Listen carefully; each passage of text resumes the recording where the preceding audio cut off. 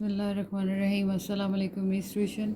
अभी तक मैं आप लोगों को 2016 तक के निशानात लगवा चुकी हूँ। अब हम 2015 के निशानात लगाएंगे। और इसमें जो पहला क्वेश्चन है सेक्शन ए में वो ये है, differentiate between changes in demand and change in quantity demanded.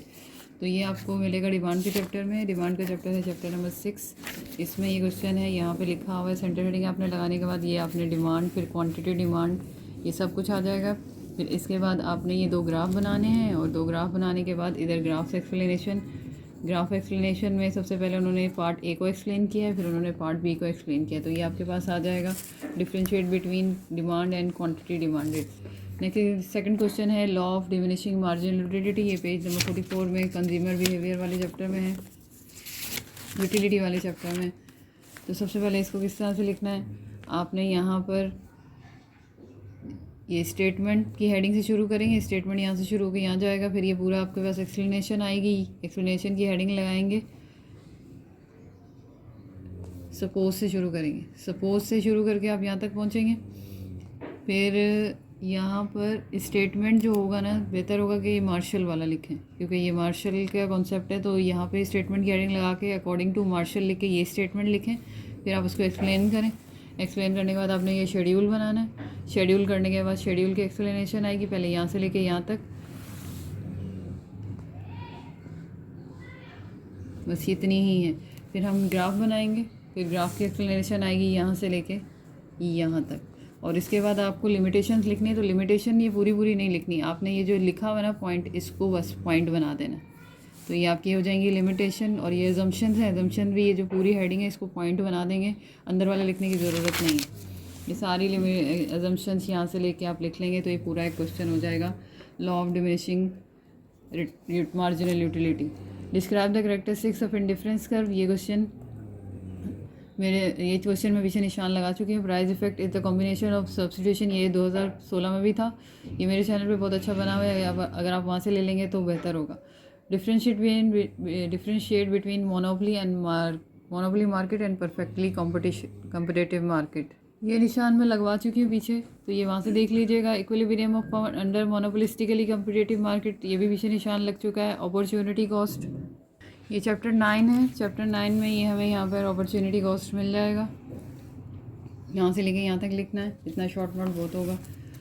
Basic economic question, ये जो प्रॉब्लम्स वो है फेस बाय एन इकोनॉमी, ये वो क्वेश्चन है। Kinds of elasticity demand, kinds of elasticity demand में हमें price elasticity demand, income elasticity demand और क्रॉस इलास्टिसिटी डिमांड लिखना होता है। तो ये आपको मेरे चैनल में मिल जाएगा। लॉ ऑफ डिमिनिशिंग रिटर्न, इसके निशान में पीछे लगा चुकी हूँ। How GDP is measure by expenditure method for 4 sector economy, ये इस बुक में नहीं है, इस बुक में सिर्फ 2 सेक्टर इकोनॉमी का है। तो नेट से सर्च करें, शायद मिल जाए। डिफाइन फिस्कल पॉलिसी और व्हाट आर इट्स टूल, ये क्वेश्चन देखते हैं। ये मेरे पास चैप्टर 19 है। इसमें डिफ़ाइन करेंगे तो सबसे पहले आप मीनिंग लिखेंगे। मीनिंग लिखने के बाद इसकी डेफिनेशन लिखेंगे। डेफिनेशन ये सेंट्रलाइज करके अकॉर्डिंग टू आरजी लिप से ये लिखा, और फिर इसके बाद इसको थोड़ा सा एक्सप्लेन कर दिया। इसकी डेफिनेशन हो गई है। फिर इसके टूल्स जो हैं वो हमें मिलेंगे इसी चैप्टर में, पेज 297 पे। तो इसके जो टूल्स हैं ये इस तरह से, सबसे पहले टूल्स और इंस्ट्रूमेंट, ये आपने यहाँ से लेके यहाँ तक लिख देना। इतना ज़्यादा और बहुत बड़ा लेंथ में लिखा हुआ है तो इतना ज़्यादा लिखने की ज़रूरत नहीं, बस जितना एक हेडिंग जितना मैं आपको पॉइंट करके दे रही हूँ उतना करके लिख दें।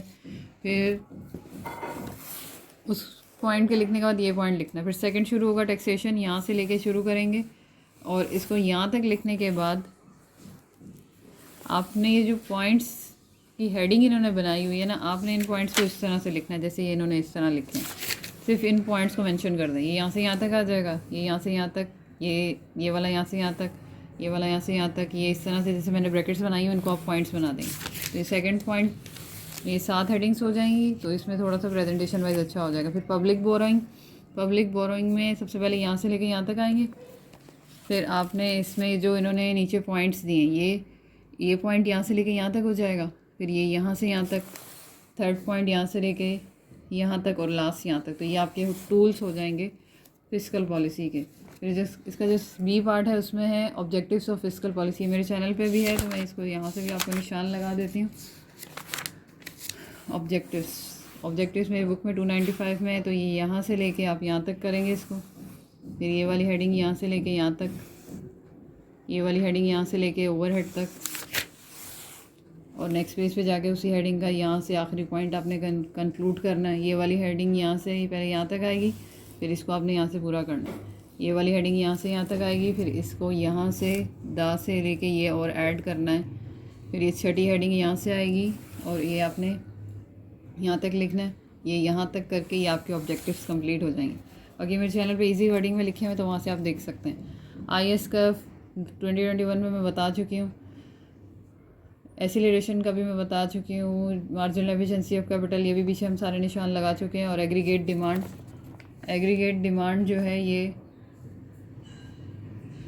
254 पेज, चैप्टर 16 253 पेज पे ये एग्रीगेट डिमांड लिखा हुआ है। एग्रीगेट डिमांड में आपने फिर ये लिखने के बाद ये फार्मूला लिखना है। फार्मूला लिखने के बाद कंजम्पशन डिमांड, इसको यहाँ से यहाँ तक लिखेंगे, फिर यहाँ से यहाँ तक, फिर इन्वेस्टमेंट डिमांड यहाँ से लेके यहाँ तक, और फिर इसका फाइनल करके ये आपके पास एग्रीगेट डिमांड हो जाएगी। तो ये 2015 के निशानात भी हो गए हैं। अब चलते हैं 2014 में। 2014 में है एक्सप्लेन वाई डिफरेंस का अप्रोच बेटर देन। ये मैंने पीछे भी बताया था कि ये मेरी बुक पुरानी है, इसमें ये क्वेश्चन नहीं मिलेगा, लेकिन अगर आपके पास नया एडिशन है तो उससे ये मिल जाएगा। दूसरा ये मेरे चैनल पर भी है, इसको इस तरह सर्च करेंगे मिल जाएगा। How does the change in income effect consumer equilibrium, इसके निशान में शायद पीछे लगवा चुकी हूँ इनकम इफेक्ट के।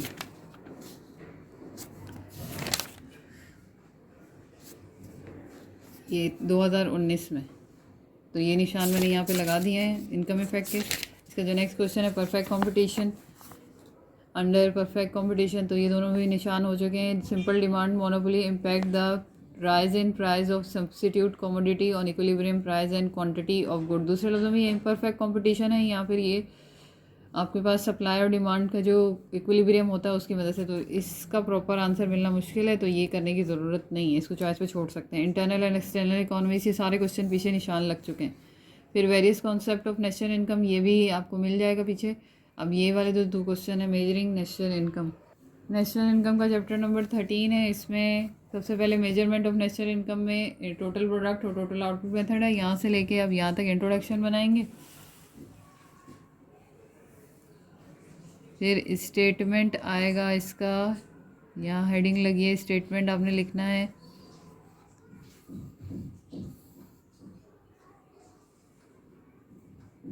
स्टेटमेंट की हेडिंग यहाँ से है, यहाँ से, और फिर ये है तीसरी हेडिंग है एक्सप्लेनेशन की, ये यहाँ से यहाँ तक लिखेंगे, और फिर इसके बाद ये प्रिकॉशंस लिख देंगे। ये बॉक्स बनाने की ज़रूरत नहीं है। फिर इनकम मेथड है, इनकम मेथड में सबसे पहले यहाँ से लेके यहाँ तक इंट्रोडक्शन आएगा, फिर यहाँ से शुरू हो जाएगी एक्सप्लेनेशन, और एक्सप्लेनेशन के बाद ये इसके प्रिकॉशन है। ये पहला पॉइंट ऐसे लिख दीजिएगा, इसको एक्सप्लेन करने की ज़रूरत नहीं है, और फिर ये बाकी 3 पॉइंट्स आ जाएंगे। इसका एक्सपेंडिचर मेथड जो है ये यहाँ से शुरू होगा, इसको फिर हम यहाँ पे एक्सप्लेन करेंगे, ये बनाने की ज़रूरत नहीं है, और एक्सप्लेन करके हम इसको यहाँ तक कंप्लीट कर देंगे। इसके अलावा ये मेरे चैनल पे भी आपको मिल जाएगा, ये वहाँ से भी हम देख सकते हैं। फिर नेक्स्ट जो क्वेश्चन है इसमें कंपोनेंट्स ऑफ एग्रीगेट डिमांड, ये मैं पीछे लगवा चुकी हूँ। एवरेज, और ये भी एवरेज पर and marginal propensity to consume, ये भी हो गया है। ये Keynes theory of income and employment, ये सारे क्वेश्चन मैं आपको बता चुकी हूँ। फिर 2013 में भी तकरीबन सारे क्वेश्चन ही रिपीट हैं। How price and income elasticity demand change करना है, तो आपने जो इनके टाइप्स याद की होती है तो उनको कॉमन करके आंसर कर सकते हैं, यानी कि डेफिनेशन को डिफरेंस कर सकते हैं, फिर फार्मूले का डिफरेंस कर सकते हैं, फिर इसके एग्जांपल लिख सकते हैं। इसी तरह आर कोर पॉइंट में भी यही काम करना है। नेक्स्ट नीचे जाके लॉज ऑफ रिटर्न भी मैं लगा चुकी हूँ। फिक्स्ड एंड वेरिएबल कॉस्ट और marginal rate of substitution page 53 पे मिलेगा। ये मार्जिनल रेट ऑफ सब्स्टिट्यूशन है। सबसे पहले यहाँ से लेके यहाँ तक आप इंट्रोडक्शन लिखेंगे, फिर ये डेफिनेशन लिखेंगे। डेफिनेशन लिखने के बाद ये सारे नीचे उसको एक्सप्लेन करेंगे। शेड्यूल बनाना है, शेड्यूल बनाने के बाद ये शेड्यूल की एक्सप्लेनेशन है। ये शेड्यूल की एक्सप्लेनेशन यहाँ तक आएगी, फिर आप ग्राफ बनाएंगे और फिर ये यहाँ तक आ जाएगी ग्राफ की एक्सप्लेनेशन। तो ये आपका मार्जिनल रेट ऑफ सब्स्टिट्यूशन हो जाएगा। फिक्स्ड एंड वेरिएबल कॉस्ट में शायद करवा चुकी। ये चैप्टर 9 में है फिक्स कॉस्ट और वेरिएबल कॉस्ट, तो ये दोनों आपको मिल जाएंगी। तो ये फिक्स्ड एंड वेरिएबल कॉस्ट का भी हो जाएगा। फिक्स कॉस्ट जो चेंज नहीं होती, जो आपको लाजमी अदा करनी है। वेरिएबल कॉस्ट जिसको आप अपनी ज़रूरत के मुताबिक चेंज कर सकते हैं। 2013 में बाकी सारे सवाल ऐसे हैं जिनके निशानात पीछे मैं लगवा चुकी हूँ। फिर इसका मैथ का सेक्शन भी है मेरे पास, मेरे चैनल पे मौजूद है सॉल्व। फिर 2012 में सबसे पहले ये इंडिफरेंस कर्व की प्रॉपर्टीज़ आई हैं और उसका इक्विलिब्रियम पूछ रहा है। इसमें सिर्फ जो एक क्वेश्चन मुझे बताने वाला वो ये है, ये पेज 150 पे। अब इस वाले सवाल में क्या करना है, ये drive short run cost and explain the relationship between average total cost, average variable cost, marginal cost curve of under marginal cost curve using three cost these cost curve derive the short run supply curve of the firm under perfect competition। तो सबसे पहले यहाँ पर ये short run cost है, इसमें सबसे पहले उन्होंने हमसे फिक्स कॉस्ट तो नहीं मांगी है, लेकिन अगर फिक्स कॉस्ट आती है तो यहाँ से यहाँ तक इसका फॉर्मूला लिख के इसको यहाँ तक एक्सप्लेन कर दें। फिर बिहेवियर आपने यहाँ से यहाँ तक लिखना है और ये डायग्राम बनेगी, फिर इसको एक्सप्लेन कर देंगे। फिर एवरेज वेरिएबल कॉस्ट यहाँ से लेके यहाँ तक आती है, फिर इसका ये फार्मूला है, इसको इस तरह से लिखना है। फिर इसका आप ये ग्राफ बनाएंगे और इसका बिहेवियर एक्सप्लेन कर देंगे।